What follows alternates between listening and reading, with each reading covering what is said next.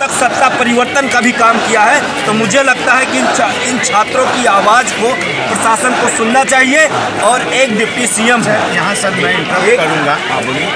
मैं तो मतलब शिक्षक हूँ यहाँ पे, बहुत सारे हजारों स्टूडेंट जानते हैं। कुछ चैनल के माध्यम से ये बात फैलाई जा रही है कि यहाँ तोड़ फोड़ हुआ है। आप कैमरा घुमा के दिखाइए कहाँ तोड़ फोड़ हुआ है। कोई तोड़ नहीं है यहाँ पे। प्रशासन हम लोग के हेल्प में खड़ी है, छात्र प्रशासन के हेल्प में खड़े हैं। तो कुछ बड़े चैनल इस चीज को ऐसा प्रसारित कर रहे हैं। नाम लेना चाहेंगे आप? नहीं, नाम लेके कैसे कह सकते हैं, ठीक है ना, नाम तो नहीं, लेकिन भाई जितने भी बड़े चैनल हैं, मेरा सबसे आपसे रिक्वेस्ट है, ये छात्र भारत के हैं, इनको हम लोग एक्सपोर्ट करके ये 500 रुपए किराए पे नहीं खड़े हैं, ये अपने अरमानों को लेकर खड़े वाले नहीं है, नाश्ता वाले। तो आप सबसे रिक्वेस्ट है कि कोई गलतफहमी इस आंदोलन के बारे में मत फैलाइए, ये बात। और जितने लोग हम लोगों को लाइव देख रहे हो, आप सबसे रिक्वेस्ट है मेरे दोस्त, हो सके तो इको गार्डन आओ, यहाँ पे छात्रों का साथ दो, ठीक है ना, क्योंकि ये पागल नहीं है। हजारों छात्र जो भूखे प्यासे रैन बसेरा में रुक करके आंदोलन चलाए हुए हैं।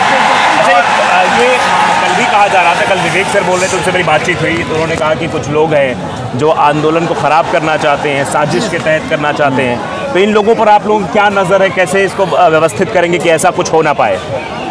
बुरे कर्म का बुरा नतीजा। वो एक दो दिन षड्यंत्र कह सकते हैं, कुछ भी कहना हो कह लें, लेकिन जब आयोग इस बात को कहीं ना कहीं स्वीकारा है, तभी ना बोला हम जांच करवाएंगे। मतलब आंशिक जीत तो छात्रों की ही है भाई। आयोग, रेणुका जी ने बोला है कि हम 2 दिन बाद इस पे बता देंगे। आप मतलब अगर उन्होंने माना नहीं तो ये स्वीकारा कहाँ से कि हम 2 दिन बाद बता देंगे? तो यहाँ छात्र, शिक्षक और हमारे आयोग के बीच में बात है। किसी तीसरे को बोलने की जरूरत क्या है इसमें?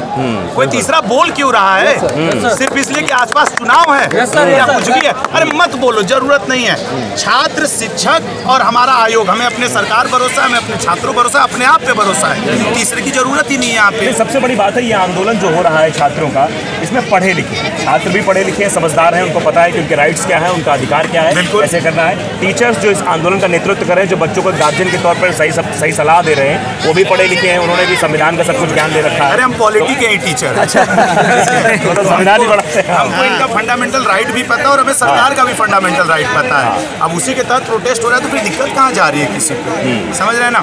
तो ये ऐसी कोई दिक्कत नहीं है। और हम बस इतना कहना चाहेंगे अपने सारे छात्रों की तरफ से, जब तक मांग पूरी नहीं होगी हम लोग यहाँ से नहीं जाएंगे। और मुद्दा रहा भूख प्यास का, किसी भी आंदोलन की जड़ युवा होते हैं और यहाँ सब युवा मौजूद है। टाइमिंग क्या रहनी चाहिए? ये तो बात हुई री-एग्जाम होना चाहिए। हाँ, ये बहुत मुद्दे की बात आपने पूछा।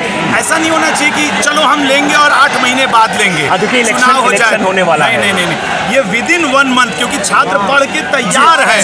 आप आज जाके रैन बसेरा में देख लीजिए, वो रात को भी बुक खोल के पलट ले रहे, क्योंकि उनको पता है री एग्जाम होगा, उनका ये विश्वास है, ठीक है ना।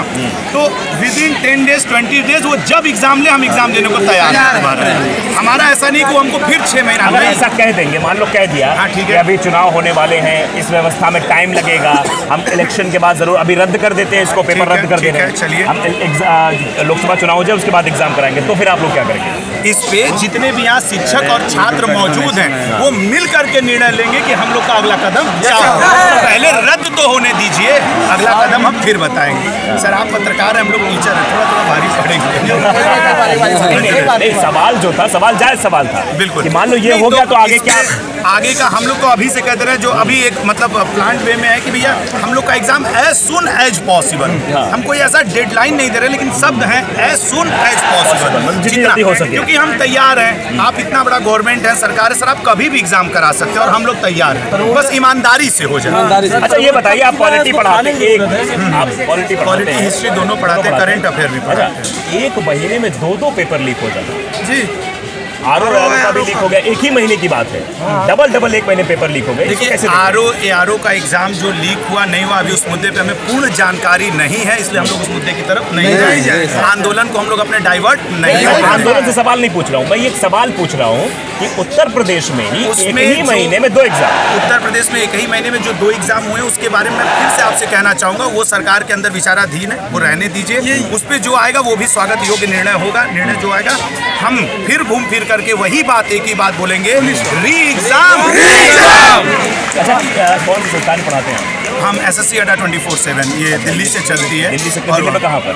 दिल्ली में इसका गुड़गांव में हेड ऑफिस है, वहाँ से ये चलती है सर। इसमें मैं इंटरप्ट करना चाहूँगा। बोलिए। जो लोग कह रहे हैं कि ये आपका आंदोलन हमारा गलत तरीके से हो रहा है, छात्र गलत कर रहे हैं, आंदोलन नहीं करना चाहिए, उस पर मैं बस एक छोटा सा एग्जांपल देना चाहूँगा। जैसा कि हम लोग यहाँ पे अभी अपने एक मुहिम चला रहे हैं, छात्रों को कोई दिक्कत होती है, कुछ भी होता है तो हमने अपना नंबर सर्कुलेट किया, जिसमें मैं आपको कैमरा पे दिखाना चाहूँगा कि लोग बड़े से बड़ा और छोटा से छोटा योगदान देना चाहते हैं। जैसे कि एक भाई ने मैं नहीं इनको जानता हूँ, लेकिन इन्होंने 1 रुपये का भी योगदान दिया है। अच्छा, तो इसमें मतलब अगर ये गलत होता योगदान, कोई कहीं एक सेकंड में इसमें बताना चाहता हूँ, किसी भी संगठन की तरफ से ये सर भी है कि 1 रुपये का सहयोग कोई नहीं ले रहा है। अगर कोई ले रहा हो तो आप लोग ने आपके चैनल से माध्यम प्लीज मना करिए, कोई कहीं ले रहा है। लगातार मेरे पास को मैं भी एम्फेसाइज करूंगा भाई, कोई आप सबसे रिक्वेस्ट, ये वाला दिखा दीजिए।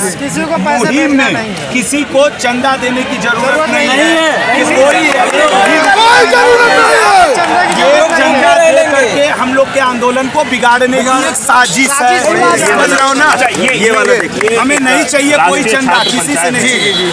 इसमें क्या क्या है? इसमें अगर किसी बच्चे को भोजन की व्यवस्था की आवश्यकता पड़ रही है, दूर से आए हुए हैं, तो इस नंबर पे संपर्क कर सकता है। किसी को यातायात से रिलेटेड व्यवस्था की आवश्यकता है तो इस नंबर पे प्रेम तिवारी जी से उसी शिक्षित हैं, कम से कम इस बात का प्रमाण दो। कोई 100 रुपये 50 रुपये की वहाँ धरना वालों को खाना पीना खिलाना है। अरे तुम्हारे पास खुदा हो, बता दो मेरे पास 100 बीघा खेत है, 50 बीघा खेत है, आओ ना यार, बच्चों की मदद करो। कोई 100-50 रुपये मत देना किसी को, ठीक है?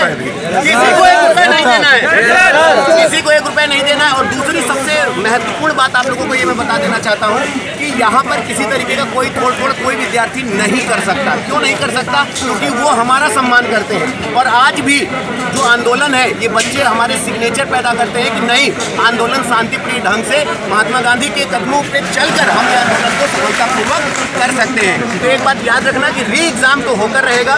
और जैसा कि मैंने आप लोगों को बताया है कि जो नकल माफिया ऐप है वो हम सरकार से कोशिश कर रहे हैं, बात कर रहे हैं, अपना सुझाव दे रहे हैं कि एक नकल माफिया ऐप भी होना चाहिए जहां पर इन माफियों को लेकर हम अपनी इंफॉर्मेशन दे सके, लेकिन हमारी गोपनीयता रखी जाए। तो एक बार सभी लोग बोलेंगे री एग्जाम, एक ही नारा एक ही ईमान, एक ही नारा एक ही ईमान।